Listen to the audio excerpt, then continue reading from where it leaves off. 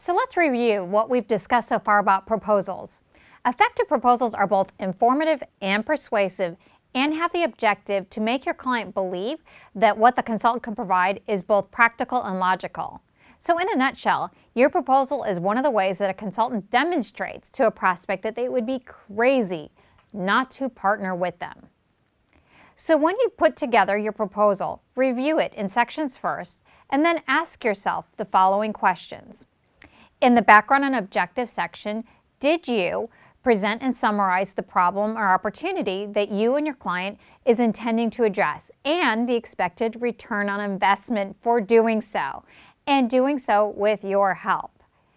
In the methodology and options section, did you explain the complete details of your proposed solution and the different high-value options for how you can partner together to implement that proposed solution? Did you outline what will be required by both of you to make that solution work, and when the work can begin, and when the work can be expected to be completed? In the fees and terms section, did you do more than ask for equitable fees, but demonstrate what a client will realize from their partnership with you and why you are an investment that will create a return versus an expense that needs to be controlled?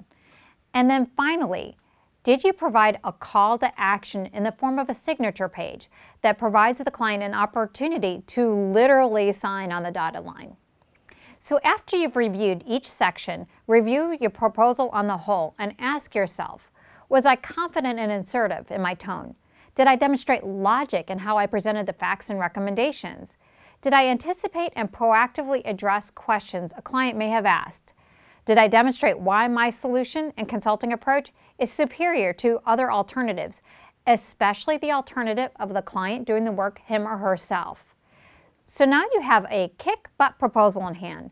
The final thing you need to do before you get ready to present it to your client is to get your mindset solidified around it. Many of those I mentor call me at this point because they start to get those anxiety attacks around if they're framing the options well, and especially when they start asking for more equitable fees than they have in the past. Others start to experience this imposter syndrome fear and start to ask yourself, like, can I really deliver on what I'm saying in this proposal? And what I can tell you is what I tell them. So go back to your track record. Go back to your expertise. If you have a track record and expertise, remind yourself of the value you have already created. And don't be shy for asking for your value. Experience matters. There's this great Henry Ford story where he hired Nikola Tesla to help him with this difficulty he was having with a wall of boilerplate.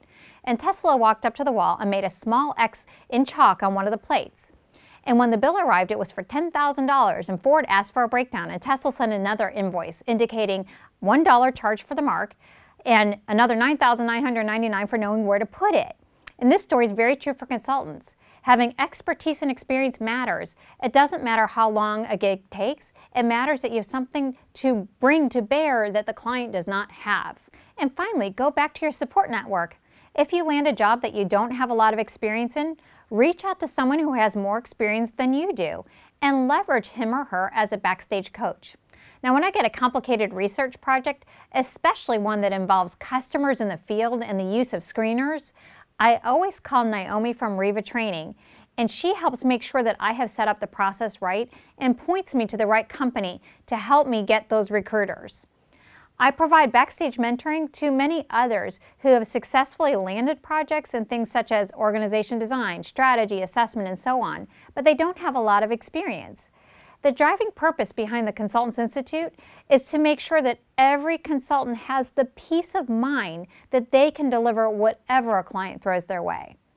So ground yourself first and then work on getting ready for the last phase of partnership setup. Join me in the last part of this video series where we will go over step by step on how to land that deal.